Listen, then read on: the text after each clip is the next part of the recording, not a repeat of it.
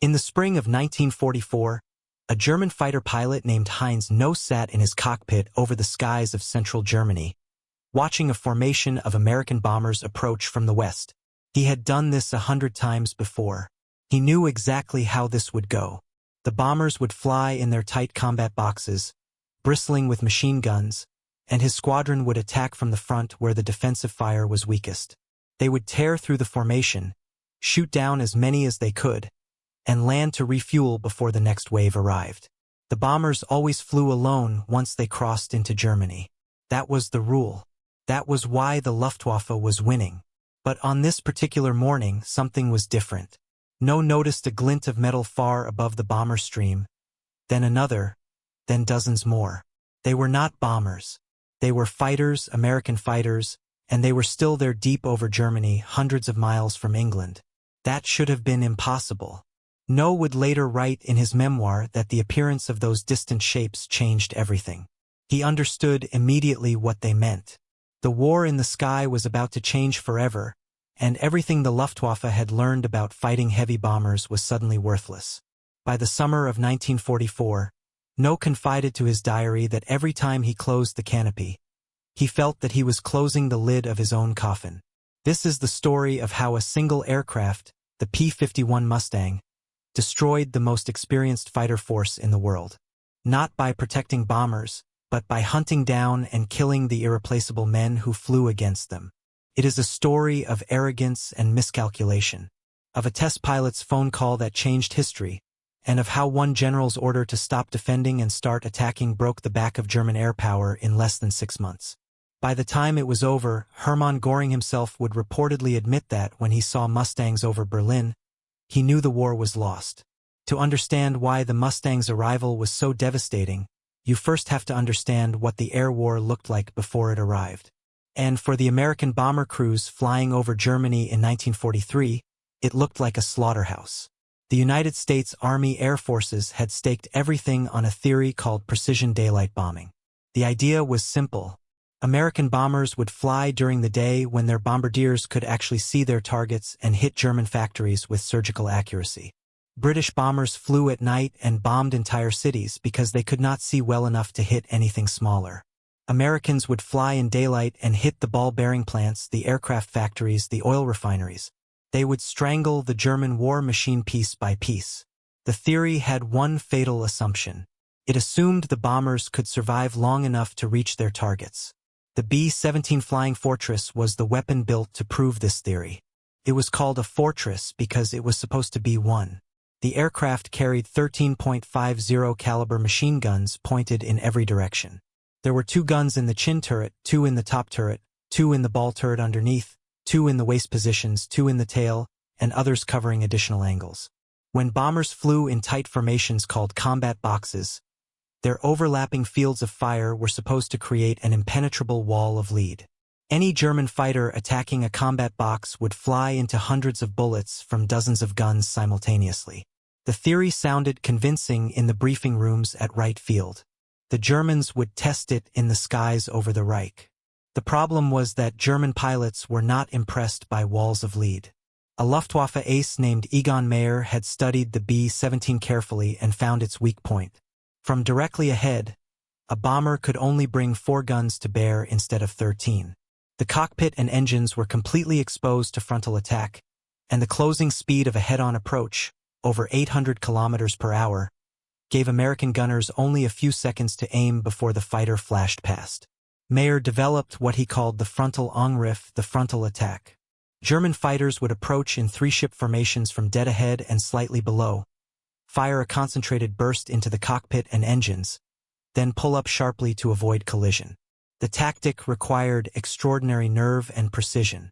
Closing speeds were so high that pilots had only 2 or 3 seconds to aim, fire, and evade the oncoming bomber.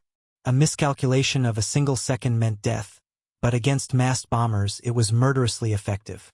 Adolf Galland, the general of fighters for the Luftwaffe, endorsed the tactic and issued updated tactical regulations across the entire German fighter force. On August 17, 1943, the 8th Air Force launched its deepest penetration yet into Germany. 376 B-17s from 16 bomb groups would hit 2 targets simultaneously.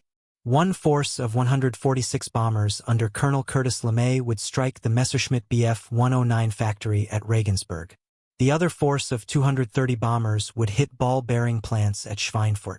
Ball bearings were essential components of nearly every piece of military equipment Germany produced. Destroy the factories, and German war production would grind to a halt. The plan was elegant on paper. By splitting into 2 forces and timing the attacks to arrive within minutes of each other, they would divide the German fighter response and prevent any single formation from facing the full strength of the Luftwaffe. Everything went wrong before they even crossed the English Channel. Fog over England delayed the Schweinfurt force by more than 3 hours. The simultaneous attack became 2 separate attacks, each facing the full strength of the German response. German fighters could engage the first wave, land at their home airfields, refuel, rearm, and rise again to meet the second. Worse still, the American escort fighters, P-47 Thunderbolts, could only fly about 1 hour into Germany before their fuel ran low and they had to turn back. The external fuel tanks of that era were primitive and unreliable. Pilots often jettisoned them before entering combat because they caused handling problems. After the escort turned around, the bombers flew alone into the heart of the Reich. Over 300 Luftwaffe fighters from 24 bases rose to meet them. The Regensburg force endured 90 minutes of continuous attack. German fighters came at them from every direction, but concentrated on Meyer's head-on approach. Crews watched German fighters boring straight toward them from 12 o'clock high, wings flickering with cannon fire, then roaring past so close they could see the pilots' faces and the markings on their aircraft. Some bombers exploded instantly. Others fell away from the formation, trailing smoke and flames, their crews bailing out over enemy territory or riding the burning aircraft all the way down. 24 B-17s went down before the surviving bombers escaped across the Alps toward North Africa in what would be the first American shuttle mission. The Schweinfurt force had it even worse. German fighters intercepted them near Antwerp and pressed attacks all the way to the target and back. The formation was under continuous assault for over 4 hours. 36 bombers fell. Total American losses that day reached 60 aircraft destroyed, with nearly another 100 damaged beyond repair. Many of those damaged aircraft would never fly again. Their airframes were too shot up to be worth repairing. More than 550 airmen were killed, wounded, or captured in a single afternoon. The loss rate exceeded 16%. At that pace, a crew flying 25 missions, the minimum tour required before rotation home, had less than a 1 in 4 chance of completing it. The sustainable loss rate for the bombing campaign was considered to be roughly 5% per mission. Schweinfurt exceeded it by 3 times. The Luftwaffe lost approximately 47 aircraft. German pilots landed, drank coffee, and waited for the next American attack. The Americans tried again on October 14, 1943. This time, 291 B-17s went back to Schweinfurt alone. The escort fighters, as always, turned back at the German border. P-47 pilots watched the bomber formations fly on into Germany and knew they were sending those men to their deaths. What followed became known as Black Thursday. The German fighters were waiting in force. They had refined their tactics since August. Jägerschwader 1 intercepted first, followed by JG-3 and JG-26. They came with a new weapon this time, the Wurfgranat 21, an unguided rocket adapted from ground-based Nebelwerfer artillery tubes.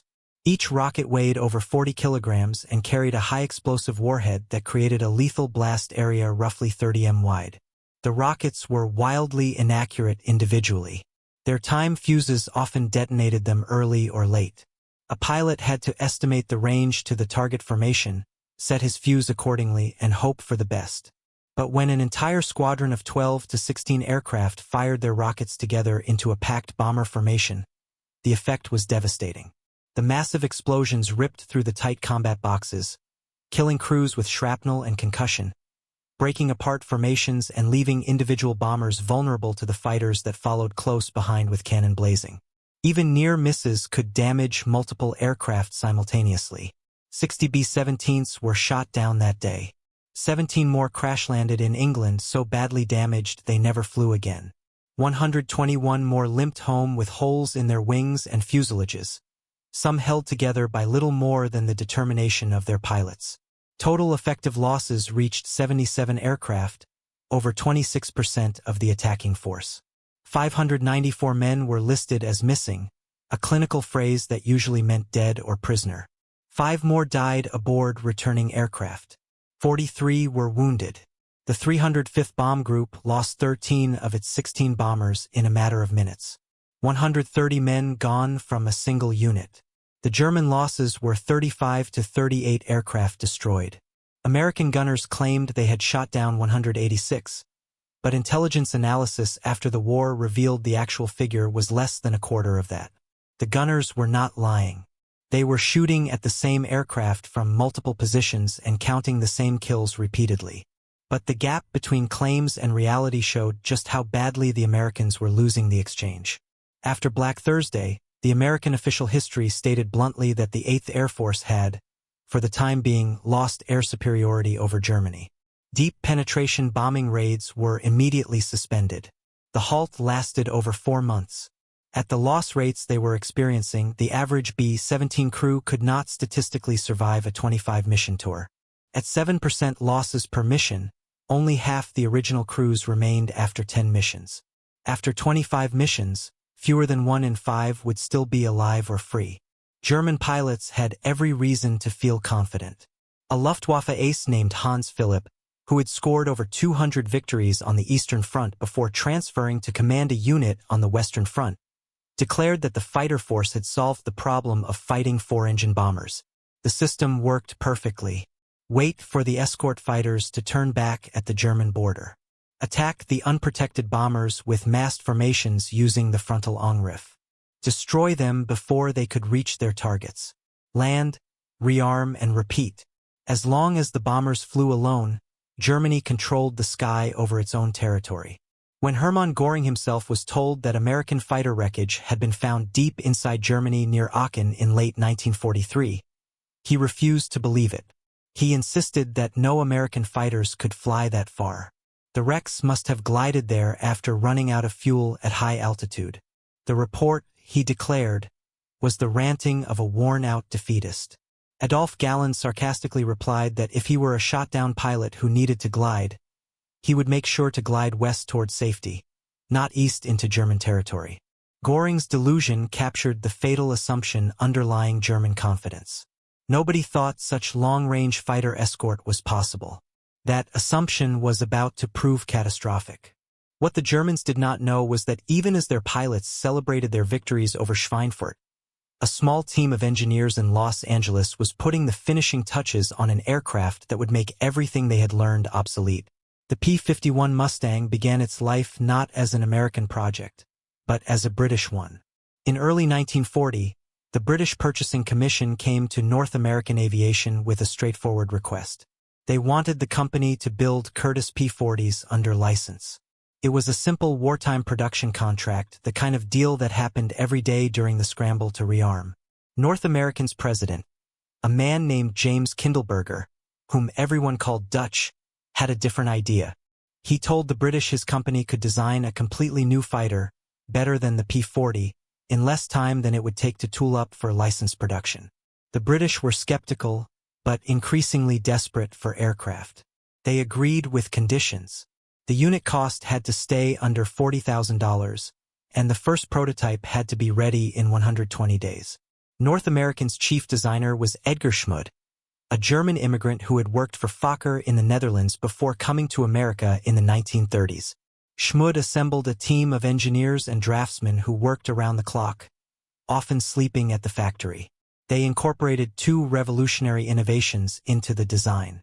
The first was a laminar flow wing developed in collaboration with the National Advisory Committee for Aeronautics.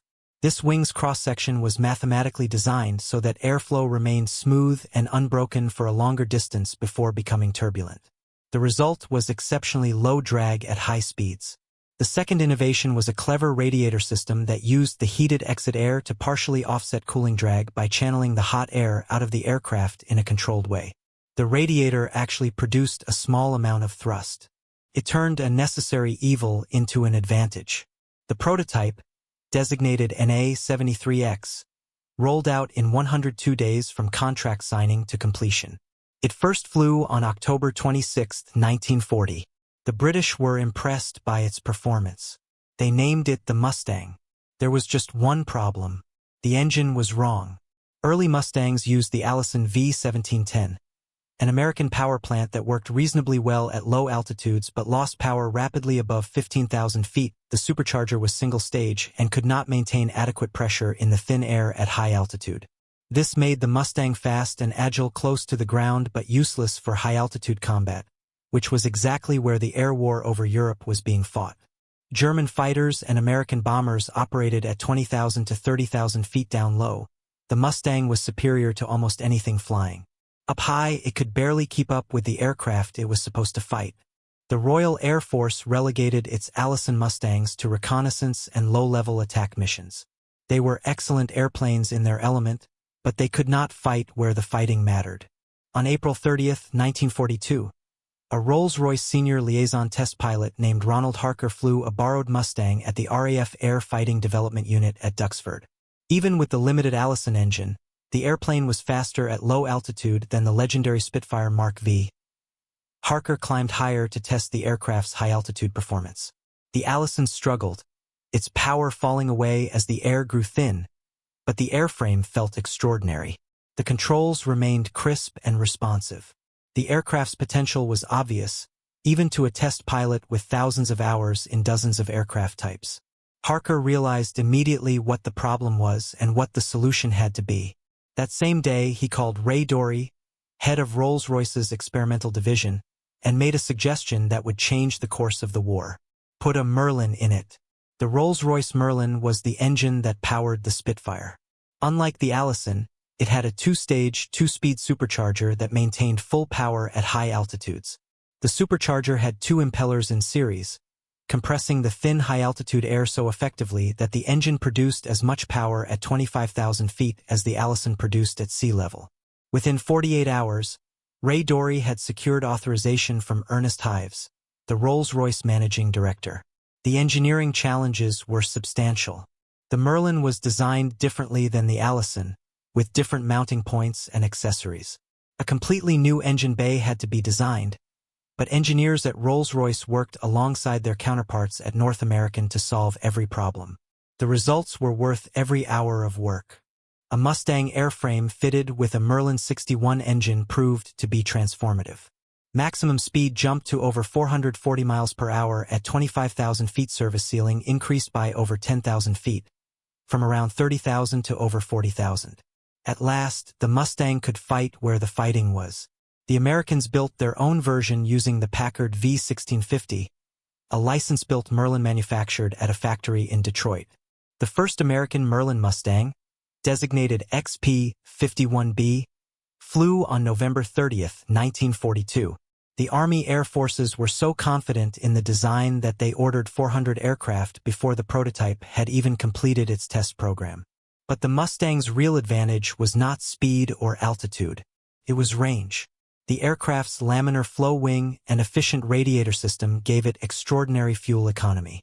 The P-51B carried 184 gallons in wing tanks and, from the B-10 variant onward, an additional 85-gallon tank behind the pilot's seat. Total internal capacity was 269 gallons. Unlike the P-47 Thunderbolt, which gulped fuel at high speed due to its massive radial engine, the Mustang sipped it. At cruise settings, the Merlin engine was remarkably economical. With two external drop tanks of 108 gallons each, many of them manufactured from pressed paper by a British company called Bowater Lloyd to avoid metal shortages, the aircraft could carry 485 gallons total and cruise for hours. The comparative combat radius told the entire story. A Spitfire Mark 9 could escort bombers about 175 miles from its base, or 360 miles with drop tanks. A P-47 Thunderbolt could manage about 350 miles with tanks. A P-38 Lightning could reach 500 to 750 miles, but a P-51B with drop tanks could fly over 800 miles and return. That was enough to reach Berlin and come home. For the first time in the war, American fighters could go everywhere the bombers went. The bombers would no longer fly alone. The 354th Fighter Group arrived in England in November 1943. They were called the Pioneer Mustang Group because they would be the first American unit to fly the Merlin Mustang in combat. On December 1, 1943, the group flew its first mission, a fighter sweep over the Street Omer area along the Belgian and French border. Donald Blakesley, an experienced ace temporarily seconded from the 4th Fighter Group to provide combat leadership, led the mission. Colonel Kenneth Martin, the 354th's commanding officer, flew as his wingman. All aircraft returned safely. 2 weeks later, on December 16th, Lieutenant Charles Gum Jr. scored the first aerial victory in a Merlin Mustang, shooting down a Messerschmitt during an escort mission to Bremen. On January 11, 1944, Major James Howard of the 354th single-handedly defended a B-17 formation against over 30 German fighters near the town of Ostersleben. For more than 30 minutes, Howard attacked again and again, driving off enemy fighters despite being alone and outnumbered. He was officially credited with 3 confirmed destroyed, though bomber crews credited him with as many as 6. For this action, he became the only fighter pilot in the European theater to receive the Medal of Honor. The 357th Fighter Group, known as the Oxford Boys after their base in England, followed in February. They received their first Mustangs on December 19, 1943, and flew their first mission on February 11, 1944. The 4th Fighter Group, famous as the former Eagle squadrons of American volunteers who had flown Spitfires for the RAF before America entered the war, transitioned from P-47s to Mustangs at the end of February. Their pilots received minimal checkout time in the new aircraft. Blakesley reportedly told 8 Fighter Command that his pilots would learn the P-51 on the way to the target, but the real revolution was not the aircraft, it was how they would be used. Major General James Doolittle took command of the 8th Air Force on January 6, 1944.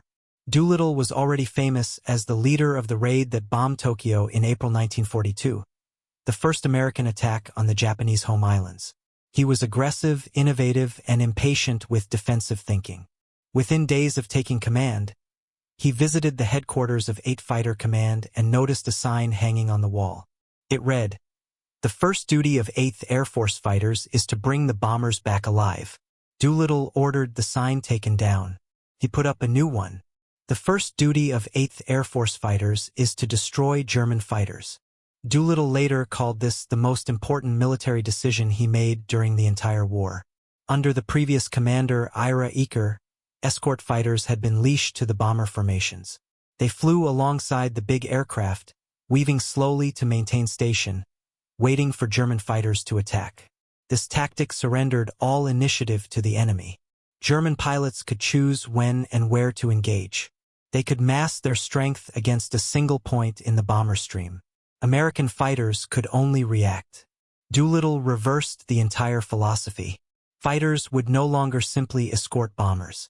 They would hunt German fighters. They would sweep ahead of the bomber stream in formations 25 miles wide, with squadrons ranging 50 miles ahead of the bomber columns. They would attack enemy aircraft on the ground and in the air. They would strafe airfields, shoot up aircraft in their revetments, and pursue fleeing fighters until they were destroyed. The bombers became bait. By attacking German aircraft factories, they forced the Luftwaffe to rise and fight, and waiting above, invisible until they dove to attack, would be the Mustangs. Adolf Galland, the general of fighters for the Luftwaffe, understood immediately what had changed. He later acknowledged that the day the Americans took their fighters off the bombers and sent them against the German fighters, that is, went from defensive to offensive, Germany lost the air war. Galland had spent months warning Göring about the approaching catastrophe. His reports grew increasingly urgent. In the last 4 months, he wrote in a wartime report, "Our day fighters lost 1,000 pilots. They included our best squadron, group, and wing commanders. Each incursion of the enemy is costing us some 50 aircrew. The time has come when our weapon is in sight of collapse." Göring's response was not strategic reform, but accusations of cowardice. He issued orders that any pilot landing without evidence of combat or a victory would face court-martial. Pilots whose weapons malfunctioned, he declared, should ram enemy bombers rather than return empty-handed. The relationship between Göring and his fighter commanders deteriorated into open hostility. At one confrontation, Galland removed his own decorations and laid them on the table in protest, declaring that if he was being called a coward, he was not worthy to wear them. Galland begged for the Me-262 jet fighter to be used against the bombers. After flying the prototype in May 1943, he had described the experience as feeling as though angels were pushing. "I would at this moment rather have one Me-262 in action than 3 Bf-109s, he argued. As the situation worsened, he would later revise that to 5. But Hitler insisted the revolutionary jet be used as a bomber for revenge attacks on England. Of the aircraft produced, only a fraction were initially allowed to serve as fighters.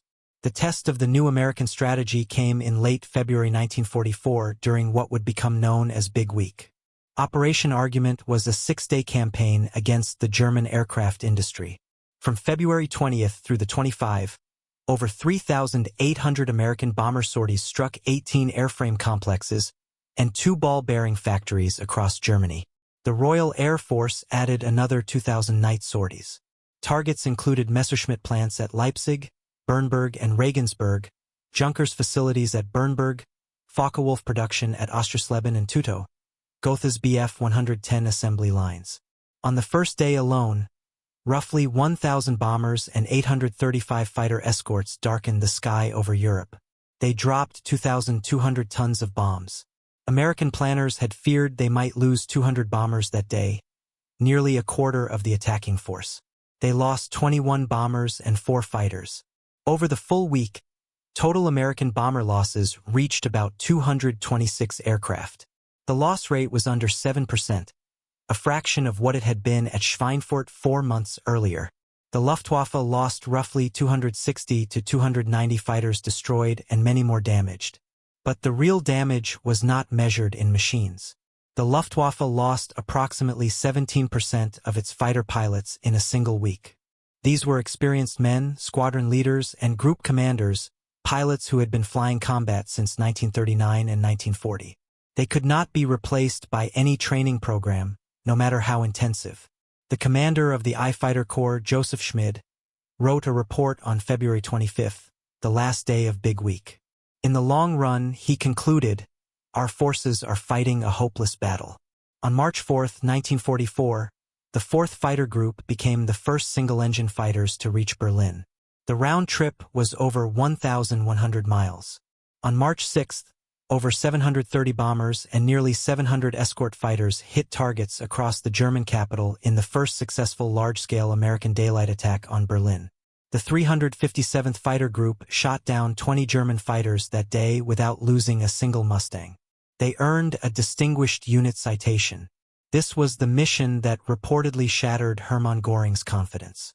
In post-war interrogation, he stated that the reason for the failure of the Luftwaffe against the Allied air forces was the success of the American air forces in putting out a long-range escort fighter airplane, which enabled the bombers to penetrate deep into Reich territory and still have a constant and strong fighter cover. Without this escort, the air offensive would never have succeeded.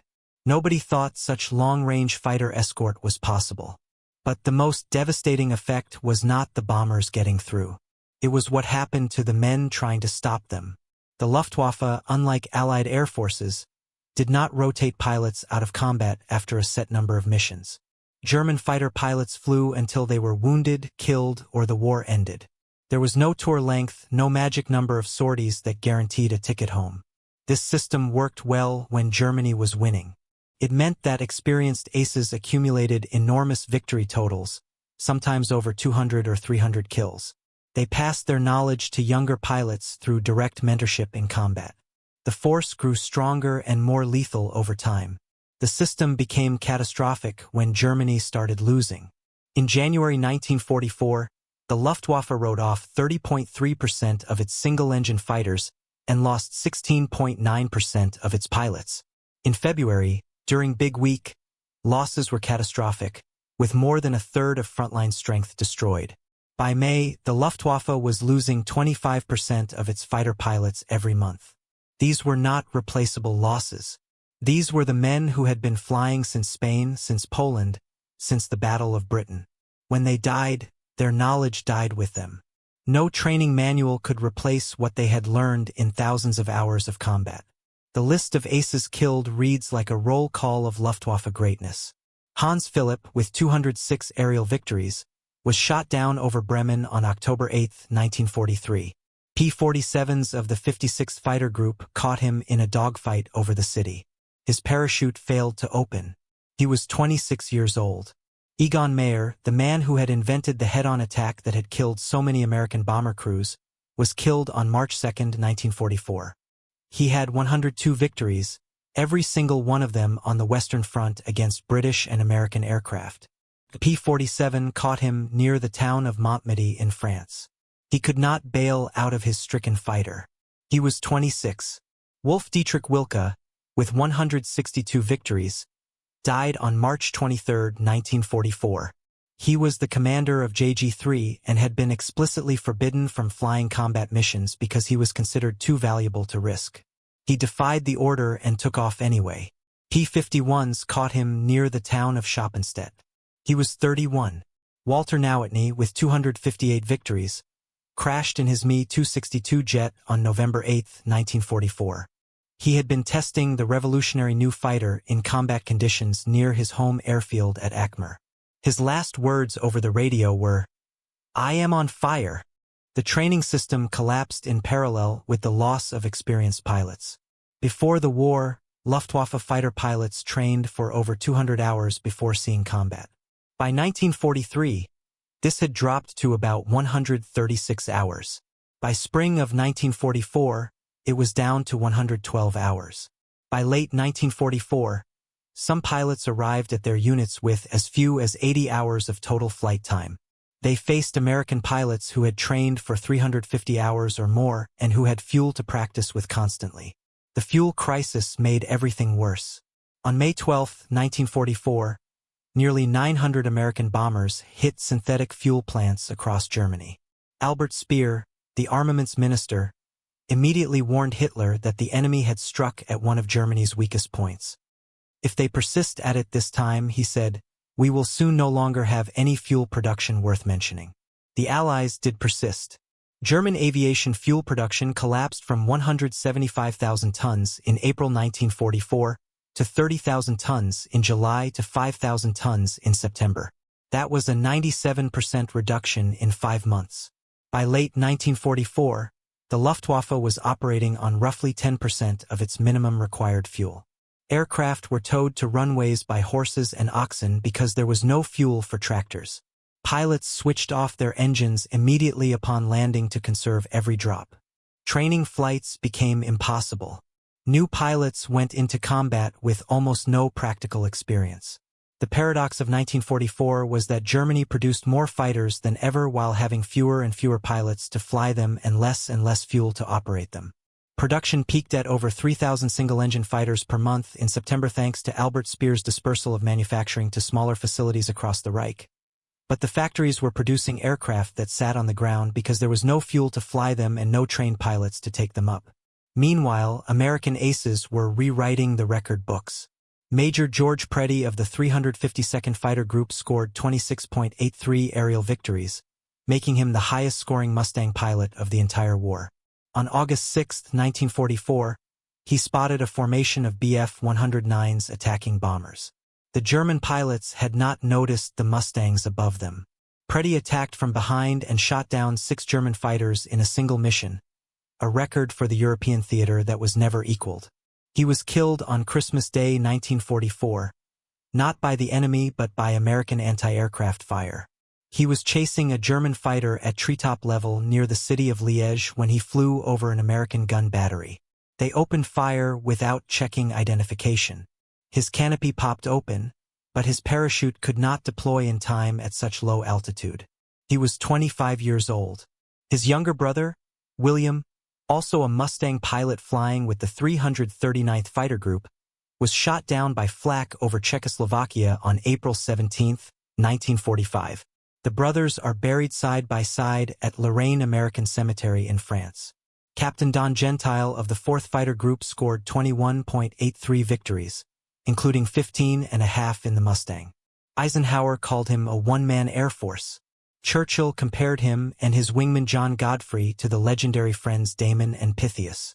He was grounded and sent home in April 1944 after crashing his Mustang while buzzing his home airfield for the assembled press.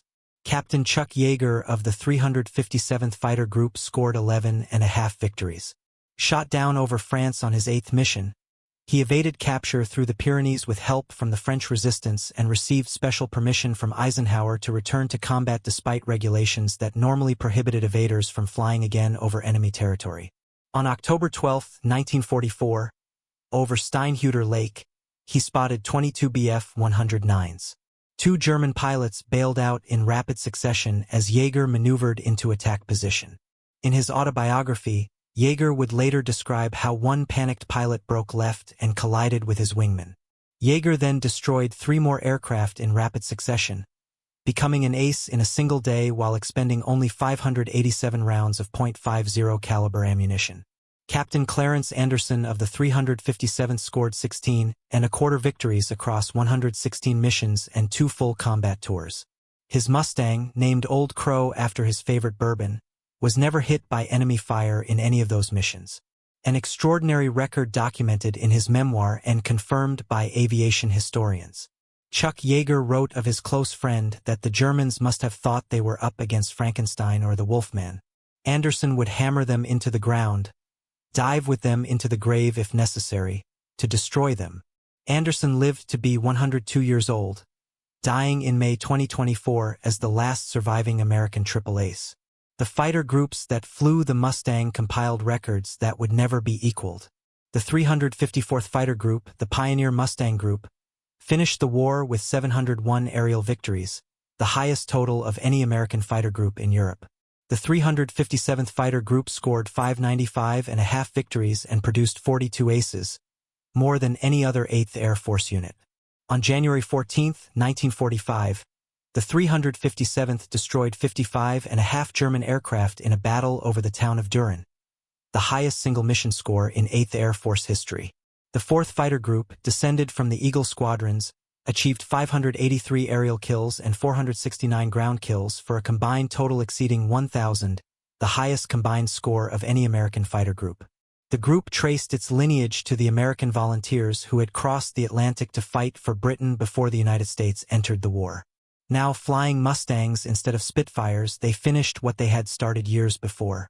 Across the entire European war, 8th Air Force fighters destroyed over 5,200 enemy aircraft in aerial combat and another 4,100 on the ground. P-51 Mustangs alone accounted for over 4,200 of those aerial victories.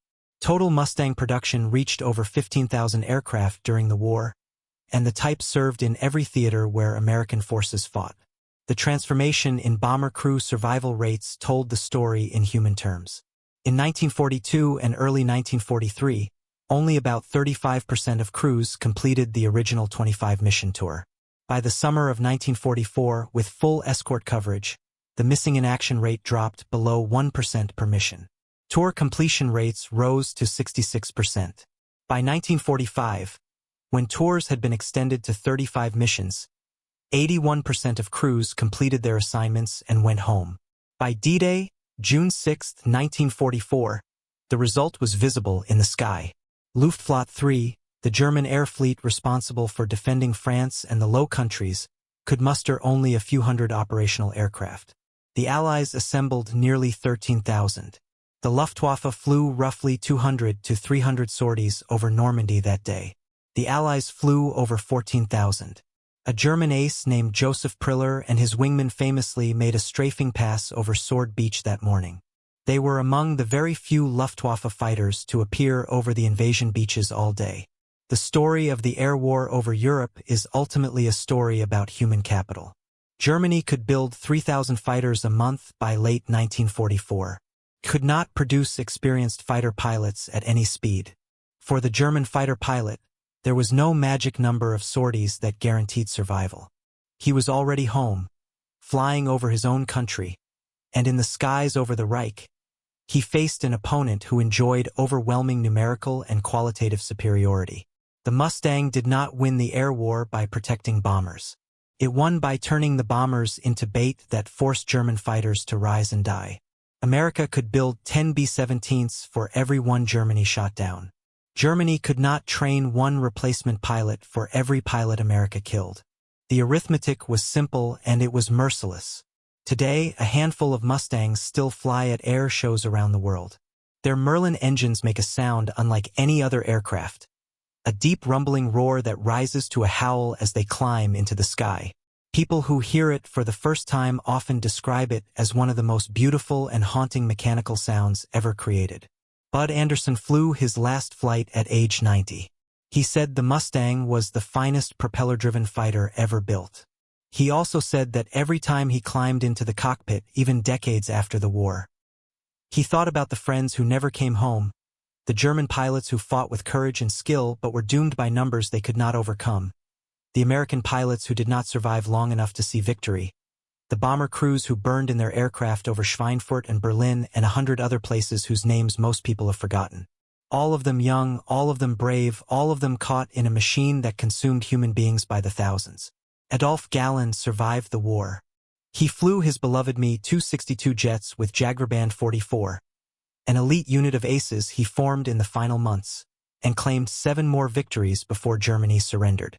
After the war, he served as a technical advisor to the Argentine Air Force under the Perón government and wrote a memoir called The First and the Last that became a classic of aviation literature. He died on February 9, 1996, at 83 years old. The lesson of the air war is not that technology decides wars. The Germans had excellent aircraft. The Focke-Wulf 190 was a superb fighter. The Me-262 jet was decades ahead of its time. But aircraft are machines. Machines can be replaced in weeks. The lesson is that people decide wars. The side that preserves its experienced people while destroying the enemies will eventually win, no matter how many factories the enemy builds or how sophisticated the weapons they produce. The Luftwaffe's fatal mistake was not losing aircraft. It was losing the irreplaceable men who flew them, the pilots with thousands of combat hours who could not be replaced by any training program. When German pilots realized the bombers would no longer fly alone, they realized something had fundamentally changed. The skies that had once been their hunting ground had become their graveyard. The Mustangs had seen to that.